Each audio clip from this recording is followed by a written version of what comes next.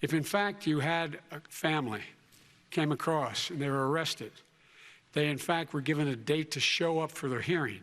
They were released, and guess what? They showed up for a hearing. When you say they come back, they don't come back, Joe. They never come back.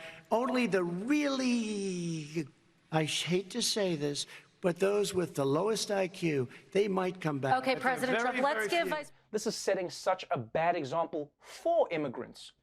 Like, if I was an immigrant with an upcoming court date in America, now I'd be like, well, now I can't show up. The president will think I'm an idiot. But the final big topic at last night's debate was racial equality and the Black Lives Matter movement. And once again, Trump was certain this was his time to shine.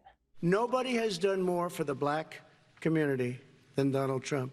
And if you look, with the exception of Abraham Lincoln, possible exception, but the exception of Abraham Lincoln, nobody has done what I've done. I think I have great relationships with all people.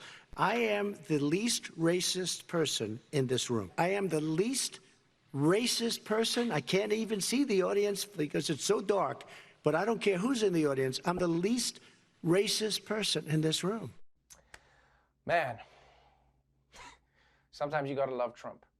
He just threw the entire audience under the bus to make himself look good.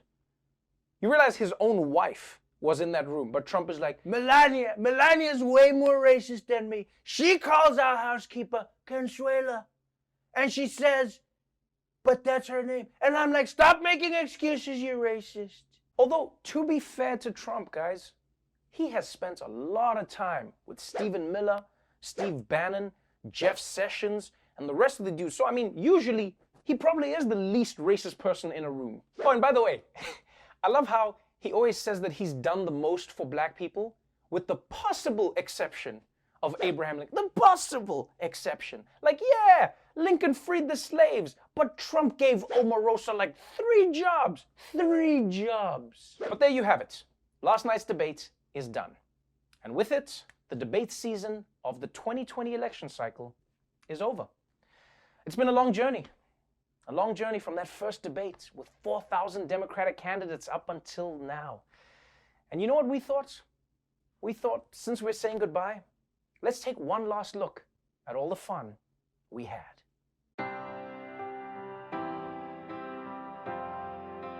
A billionaire who calls women fat broads and horse-faced lesbians. I'm talking about Mayor Bloomberg.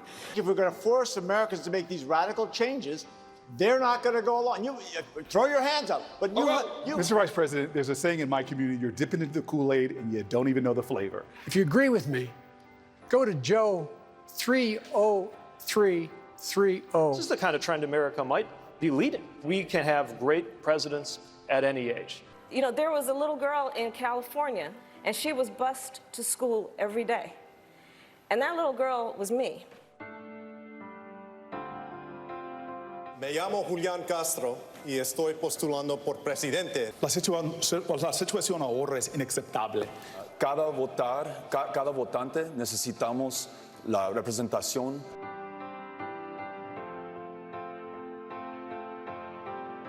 Sir, Chris, you're that was the debating worst him, part not of me. Obama. Let me ask my question. Well, I'll ask Joe. The individual mandate was the most unpopular aspect of Obamacare. I got rid of it. I'd like you and to, we will protect Mr. people President, with I'm the moderator of this debate.